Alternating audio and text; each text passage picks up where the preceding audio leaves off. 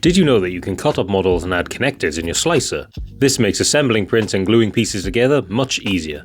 In Bambu Studio, with the model selected, click on the Cut tool, or use the keyboard shortcut C, and here you can adjust the height or the angle of the cut, and whether you want to keep both objects or not. Performing a simple cut just cuts the model into two pieces. However, this makes it difficult to align the two pieces when gluing, for example, and that's when you want to use connectors. So here you can see the option for Add Connectors, and if you click on it, a few different connector types are available, such as Plug, which simply adds a connector and a hole to each piece. You can use a few different shapes for this, such as the default circle, but there's also hexagon, square, and also triangle. And you don't have to worry about aligning the connectors, as the slicer does this automatically. You can also move around and resize the connector after placing it, as well as being able to adjust the tolerances or clearances. I leave these at the default values though. The second type of connector is a dowel, which is similar to the plug, but it actually adds the connector as a separate piece. So both parts of the cut model have a hole and the connector prints separately, which if I confirm and cut, you can see this extra piece here. The final type is a snap fit. This is probably the best option if you want to completely avoid using glue. And again, you can change the size and also the bulge and gap of the snap part. And obviously after slicing, you can see how this looks in the preview to check everything looks right.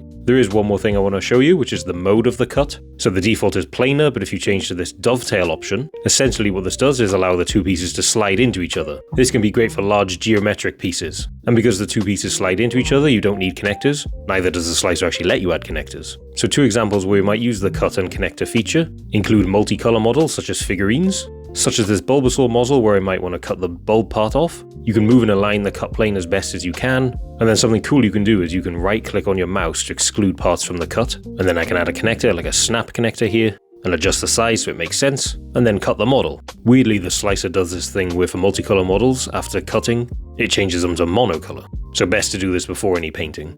Another example is when you would use the cut features when you've got a model that's too big for your build plate, such as this shelf here. So again, you can add the connector type you want. In this case, I'm going to add two dowels on each side of the shelf. And then after cutting and arranging, this now fits on my build plate. Here are some example prints of what the different connector types look like, and also how the dovetail cut works. Hopefully you can align your connectors better than I can. Anyway, I hope you found this useful. Thank you so much for watching, and make sure you like and follow for more 3D printing tips and tutorials.